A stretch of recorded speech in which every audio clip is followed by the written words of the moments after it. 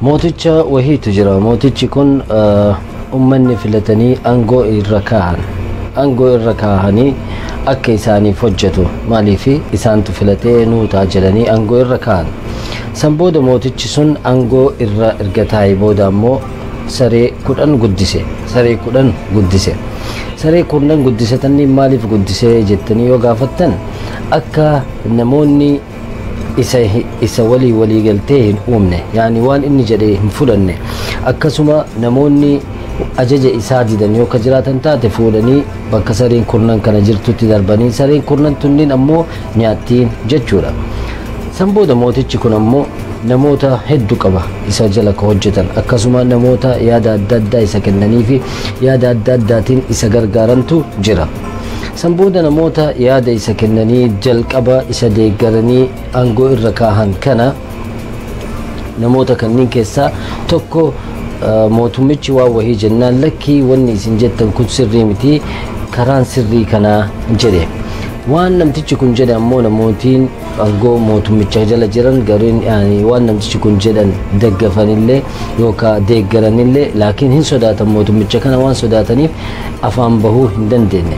Yeroo kana mootichi fuudhee namticha kana saree bakka saree san fidaati sareen sun haa nyaattee ajjeeftuu jedhe. Yeroo kana akkana jedhe namtichi kun, barani waggaa 5 guutuu waggaa 6 guutuu si gargaaree sadarkaa amma irra jirtu kanallee wayitaati awwala jalqabdu si deeggaree jedhe, yaani tole itti oole itti hime. Laakiin mootummichi no hin ta'uu jedhe, hin nyaatamta saree tanas nyaata jedhe. Yeroo kana namtichi akkana jedheen, tole erga sareetitti na darbitee sareen akkana nyaattu gochuu barbaadde waan takka qofa si kadhadhaa jedheen. Maal inni gaafadhu jedheen, wanni sirraa barbaadu sareelee tanni wajjiin guyyaa 10 qofa naaf kennii jedheen. Tole jedheen. San booda namticha qara saree tanniin kunuunsu ati deemi guyyaa 10 boqonnaa qabdaa, kana dhiisi saree wajjiin saree guyyaa 10 booda isa waan nyaattuuf jedhe.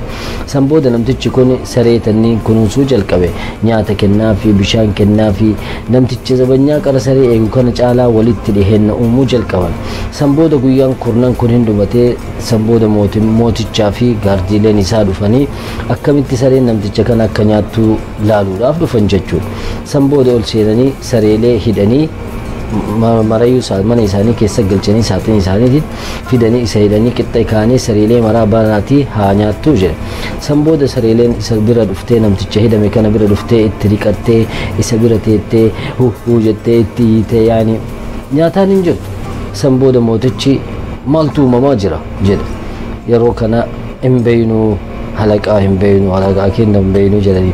San booda namticha kana hiikaatii fidaa jedhe. San booda namticha kana hiikanii fidanii hin dhufe. Namtichi akkamitti sareen sin nyaanne seerii wahii itti gootee jedheen. Laa seerii wahii hin goone, sillee jalqaboo itti si deeggaru san seerii wahiitu sitti hin goone, laakiin jedheen saree tanniin wajjiin guyyaa 10 qofa taa'e. Guyyaa 10 kana keessatti nyaata gaarii isaaniif kennee waan isaan dhugan kennee fi kunuunsee guyyaa 10 keessatti galata dagachuu dadhabanii nan nyaanne sababa sanii.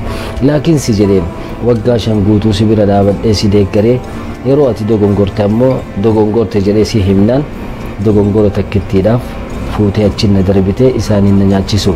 Sareenuu guyyaa 10 hin daganne, si ammoo waggaa 5 guutuu si deeggaree si bira dhaabadhee laakiin galata kiyya hin wallaaltee jedheen. Yeroo kana namtichi mootichi kun gaabbee sirrii dhugaa keeti jedhee adabbii du'aa kana irraa gara hojiititti isa deebisee jechuudha. Tole yeroon hin jijjiirama, yeroon akka tokkotti hin taa'u, yeroon akka tokkotti hin taa'u. Maaliifi akkuma isin dura jenne shimbirroon mixii nyaatti, laakiin booda yeroon shimbirreen duute ammoo mixitu isii nyaata. Jiruun akkana haala tokkotti hin dhaabattu, haala tokkotti hin deemitu, haala tokkotti hin deebitu, haala nu barbaannu san irratti hin deemtu, yaani akka rabbi fedhetti deemti. Kanaafuu nama galata isinitti oole galata itti oolaa. Badii qaba jettanii osoo inni hin balleessin miidhaa irra hin gahina. Yoo inni badii qabaate ammoo gaafadhaa, maaliif badii kana raawwatte jedhaatii gaafadhaa. Yumkin sababa qaba.